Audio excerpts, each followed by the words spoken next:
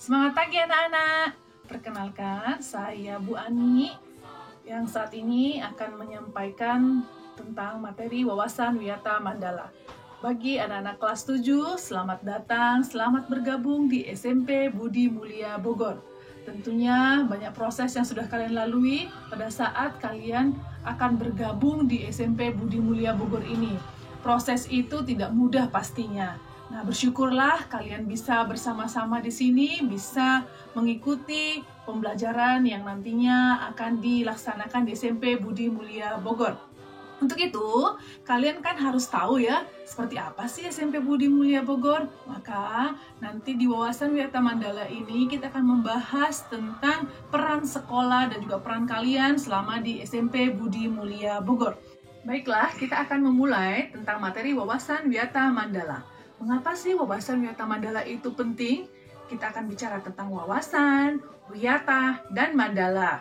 Mari kita bahas satu persatu ya. Apa itu wawasan, apa itu wiyata, dan apa itu mandala. Maka nanti kita punya pengertian dari wawasan Wiyata Mandala. Untuk wawasan, mari kita baca bersama-sama. Wawasan berarti cara meninjau, cara memandang, cara melihat, cara tanggapan indrawi terhadap sesuatu atau lingkungan. Kemudian untuk wiyata itu adalah pendidikan. Mandala, mari kita baca bersama-sama lagi. Mandala berarti lingkaran atau lingkungan. Kalau kita gabungkan ketiganya, maka kita mendapatkan arti dari wawasan Wiyata Mandala. Kita mulai dulu dengan wawasan wiyata. Mari kita baca bersama-sama lagi. Wawasan wiyata berarti sikap menghargai dan bertanggung jawab terhadap lingkungan sekolah sebagai tempat menuntut ilmu pengetahuan. Jadi, untuk wawasan Wiyata Mandala adalah cara memandang sekolah sebagai lingkungan pendidikan dan pembelajaran. Baik anak-anak, ini cara memandang. Maka kita harus menyamakan pandangan kita. Kalian ke sekolah, ke SMP Budi Mulia ini mau ngapain? Nah, kami menerima kalian sebagai murid di SMP Budi Mulia ini, kami itu mau apakan kalian? Nah, itu harus satu pandangan. Kita harus bekerja sama. Jadi baik kalian, orang tua, dan juga sekolah, kita harus bekerja sama. Kita harus punya pandangan yang sama. Nah, mari kita lihat ilustrasi berikut ini. Gambar apa sih yang kalian lihat? Coba diketikkan. Apa yang kalian lihat? Tuliskan hashtag, langsung ketik apa yang kalian lihat ya. Kemudian, kalau dibalik, apa yang terjadi? Nah, silahkan dibuatkan, diketik di Telegram kalian, tuliskan jawabannya. Nanti Ibu akan melihat siapa ini ya peserta teraktif dalam PLS kali ini. Nah, kelihatan ya, pada saat tadi awalnya kita melihat ada wanita tua. Setelah dibalik, jadi wanita cantik.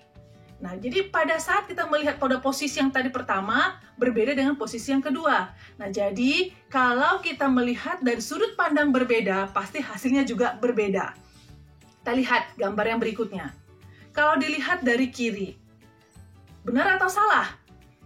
Tuliskan hashtag di Telegram kalian, benar atau salah? Oke, kalau dari sebelah kanan, benar atau salah? Tuliskan juga hashtag di Telegram kalian. Kita tidak bisa membilang yang kiri salah, yang kanan salah, atau yang kiri benar, yang kanan benar. Nah, itu mereka melihat dari sudut pandang berbeda. Karena berbeda, masing-masing punya pendapat. Nah, harapan kita ke depannya, walaupun kita berbeda-beda, tetapi nanti kita punya tujuan yang sama. Kita punya cara pandang yang sama. Siap ya anak-anak ya? Jadi kalian harus siap menjadi siswa-siswi SMP Budi Mulia yang punya pandangan yang sama dengan sekolah. Jadi kalian siap berada di sekolah ini, kalian berarti siap juga mengikuti apa yang ada di sekolah ini. Baik, kemudian anak-anak, sekolah itu sebagai apa sih? Nah, sekolah itu adalah sebagai tempat belajar, rumah keduanya kalian. Jadi, sekolah itu bukan hanya kalian hanya bertemu teman-teman dan lain-lain. Nah, sekolah itu juga punya aturan dan lain-lain juga. Mari kita lihat. Sekolah itu tempat belajar dan mengajar. Kemudian sekolah juga adalah tempat di mana guru dan peserta didik sebagai subjek pembelajar. Terdapat kurikulum di dalamnya. Terdapat juga sumber belajar dan juga terdapat sarana prasarana. Jadi, kurikulum yang ada di sini itulah nanti yang akan kalian pelajari dan kalian ikuti selama kalian berada di SMP Budi Mulia Bogor. Begitu juga dengan sumber belajar. Berarti sumber belajar itu bermacam-macam kan? Ada bukunya, ada dari gurunya, ada dari mungkin dari media yang lainnya. Sarana prasarana anakku, berarti itu adalah kebutuhan kalian yang akan nanti kalian gunakan selama kalian di SMP Budi Mulia. Maka mari kita rawat semuanya seperti barang-barang dan juga inventaris yang ada di sekolah seperti milik kalian sendiri. Jangan kalian rusak. Kalau rusak, kalian yang rugi. Kalian nanti yang tidak bisa menggunakan sarana prasarananya dengan baik. Baik, kemudian juga di dalam sekolah kita terdapat aturan. Baik itu yang bersifat akademis maupun yang mengatur mengenai perilaku warga sekolah. Jadi, di sekolah kita ada aturan, ada tata tertibnya. Kalian masuk ke SMP Budi Mulia, berarti kalian harus siap dengan aturan yang sudah ditetapkan di SMP Budi Mulia. Tidak ada lagi yang mengeluh, tidak ada lagi yang bersungut-sungut, tidak ada lagi bilang, wah kenapa ya aku kesini? Jadi kalian harus mempersiapkan diri seperti apa yang sudah kita sepakati di awal tahun ini. Jadi kalian harus mulai berubah dari kebiasaan SD kalian menjadi seorang peserta didik SMP Budi Mulia Bogor. Jadi dari segi akademis maupun berperilaku, kami harapkan kalian dapat mengikutinya dengan baik. Baik anak-anak, apa sih konsekuensinya kalau sekolah itu sebagai tempat belajar? Nah, yang pertama, di sana sekolah itu tidak boleh digunakan untuk kegiatan yang tidak berhubungan dengan pendidikan. Ah, ya kan? Ada saatnya kapan kalian melakukan itu. Nah, kalau di sekolah berarti kalian harus gunakan itu sebagai tempat belajar, berdiskusi dengan teman, berdiskusi dengan Bapak Ibu guru. Tujuan utama peserta didik berada di sekolah adalah untuk belajar. Setiap warga sekolah harus mematuhi peraturan yang berlaku di sekolah. Setiap warga sekolah harus mampu menunjukkan karakter warga terdidik, baik di dalam maupun di luar. Perhatikan gambar-gambar yang di bawah itu.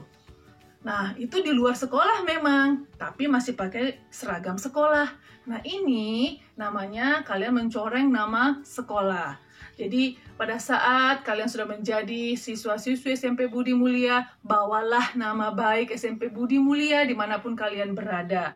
Identitasmu menunjukkan kamu seorang siswa SMP Budi Mulia, maka SMP Budi Mulia juga akan terbawa. Kalau itu identitasnya baik, SMP Budi Mulia juga baik. Kalau itu buruk, berarti kami juga buruk. Jadi, jangan karena sesuatu hal kita merugikan banyak orang. Kalian pasti bisa. Mari kita lihat ilustrasi berikut ini. Di situ ada perbedaan anak desa dan anak kota. Bayangkan anak desa yang ingin sekolah ya, sampai mereka bela-belain harus melalui rintangan. Kalian menurut ibu sudah harusnya bersyukur. Kalian berada di kota, kalian kadang kesini sudah lengkap dengan transportasi umum, mungkin juga ada yang menggunakan kendaraan pribadi. Mari bersyukur anak-anakku, kalian berada di sini atas berkat-berkat yang kalian terima. Mari syukuri itu supaya kalian semakin dilimpahkan berkat. Ingin seperti kakak-kakak kalian seperti ini? Nah, itu nanti di SMP Budi Mulia, kalau kalian berprestasi, ada apresiasi buat kalian, terutama yang juara umum. Yang juara umum itu nanti akan mendapatkan bebas uang sekolah selama 3 bulan untuk yang juara 1. Yang juara 2 bebas uang sekolah 2 bulan. Yang juara 3 bebas uang sekolah 1 bulan. Itu untuk yang juara umum ya, dan nanti ada bingkisan dari sekolah. Juara kelas pun dapat apresiasi berupa bingkisan yang berhubungan dengan pembelajaran kalian. Siap untuk berprestasi? Ketik hashtagnya jawaban kalian. Baik, Ibu berharap kalian nantinya menjadi anak-anak yang berprestasi, berkarakter, membanggakan orang tua, membanggakan sekolah. Apa sih visinya SMP Budi Mulia Bogor itu? Nah, visinya SMP Budi Mulia Bogor adalah, mari kita baca bersama-sama anak-anak ya. 1, 2, 3. terbentuknya manusia Indonesia seutuhnya yang bermutu secara kognitif, afektif, dan psikomotorik berdasarkan iman Kristiani. Oke, untuk misi SMP Budi Mulia, kalian perhatikan yang ada di layar, kalian lihat dan baca visi dan misi tersebut, renungkan dalam hati kalian, itulah nanti tujuan kita.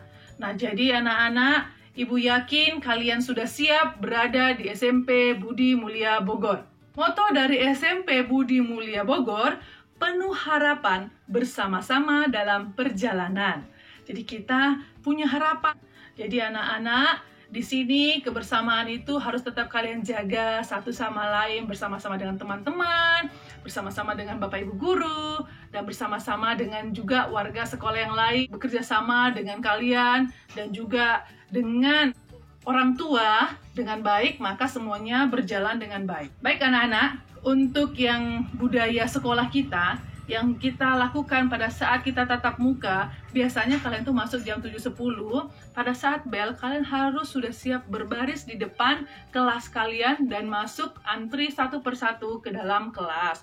Tapi kalau di PJJ kan nggak berdesak-desakan ya, di rumah masing-masing, berarti kalian ya tetap berada 7.10 sudah siap di depan alat belajar kalian. Kemudian anak-anak, kita juga biasanya berdoa sebelum dan sesudah memulai pembelajaran. Nah, itu nanti dibiasakan ya. Yang berikutnya adalah memberikan salam sebelum dan sesudah pelajaran kepada Bapak Ibu guru yang mengajar. Dan juga pada saat nanti tatap muka itu, kalian kan sudah selesai pembelajaran, mau pulang, itu merapatkan kursi ke mejanya supaya rapi sebelum kalian meninggalkan kelas. Memberikan salam pada guru dan karyawan pada saat kalian bertemu. Jadi jangan dilewatin aja. Ada juga seperti itu, hanya gurunya yang disapa. Padahal kan kita bekerja sama dengan semua warga sekolah yang ada di sekolah. Dan juga mungkin kamu ketemu dengan orang tua temanmu, sapalah mereka.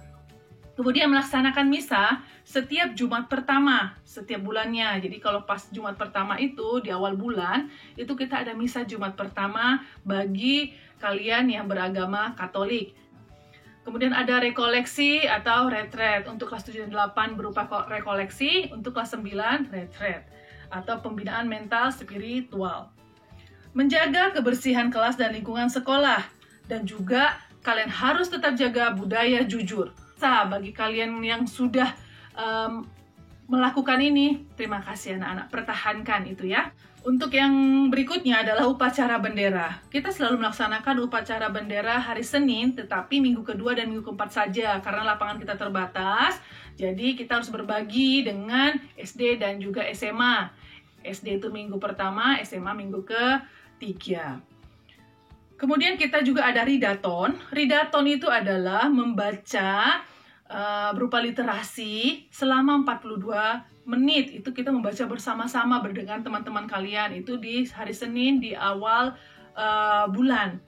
Dan setiap harinya, dari hari Senin sampai dengan hari Kamis, kalian namanya ada literasi. Tetapi selama PJJ ini, literasi itu diganti dengan kewalian ya anak-anak, supaya kalian bisa berkoordinasi selalu dengan wali kelas kalian. Apapun keluhan kalian, apapun kalian rasakan, bahagia, senang, atau duka, suka, silahkan sampaikan ke wali kelasnya.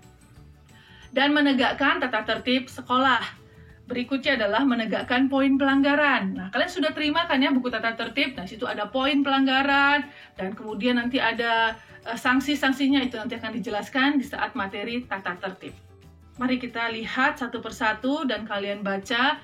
Itu harapan kita adalah kalian berada di sini di institusi tempat belajar supaya kalian terdata, supaya kalian resmi diterima dalam dunia pendidikan.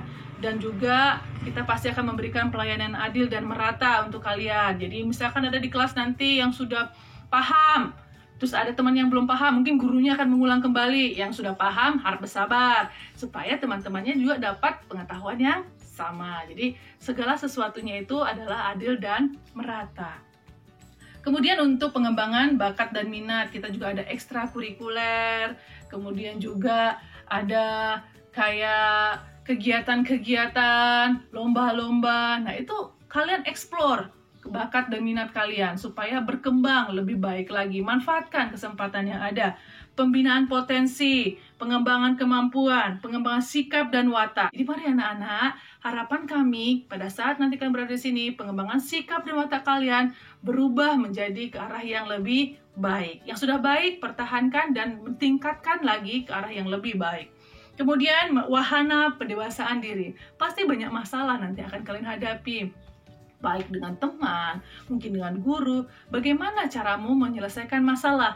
Itulah proses kamu mendewasakan diri kamu. Jadi, di situ kamu terlihat, bisa memecahkan masalah, bisa mencari solusi untuk suatu masalah. Nah, cara tidak langsung kamu pasti akan melihat ada perubahan dalam dirimu. Itulah pendewasaan diri. Berbeda dulu mungkin dengan sekarang. Itulah nanti akan kalian rasakan. Dan juga sekolah itu merupakan pusat pembelajaran bagi masyarakat. Kenapa pusat pembelajaran bagi masyarakat? Ya karena seperti itu, kita itu berada di tengah-tengah masyarakat. Kita itu harus bisa menjadi terang ya anak-anak ya, di tengah masyarakat sekitar kita. Tunjukkan kalian adalah anak-anak yang bersikap dan watak yang baik dimanapun kalian berada. Nah itulah nanti bekal hidup kalian dimanapun kalian, baik di dunia kerja, lingkungan kalian. Jadikanlah itu bekal-bekal kalian nanti untuk menjadi manusia Indonesia seutuhnya. Oke, baik anak-anak. Bagaimana sih cara kita mewujudkan wawasan Wiyata Mandala itu? Ada 5 komponen penting. Siapa aja yang berperan di sana? Yang pertama adalah kepala sekolah. Sebagai pimpinan dari sekolah yang kita cintai ini. Kemudian yang kedua adalah peran guru. Yang ketiga adalah peran dari sivitas akademikanya. Kemudian peran dari muridnya, serta peran dari masyarakat sekitar. Nah, dari 5 yang berperan ini, peran kalian sebagai murid,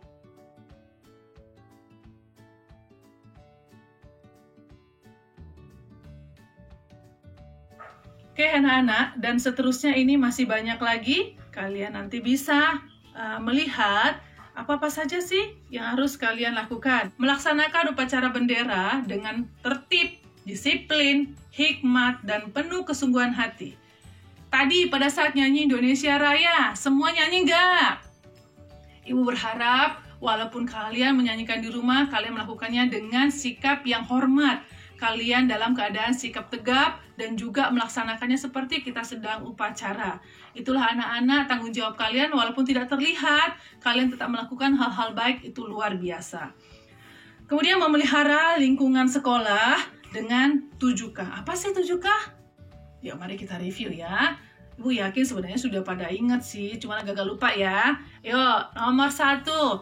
Yang pertama adalah keimanan, yang kedua kekeluargaan, yang ketiga kedisiplinan, yang keempat ketertiban, kelima keamanan, keenam kebersihan, yang ketujuh apa ya kira-kira ya? Coba ketik hashtagnya, apa kira-kira jawaban yang ketujuh?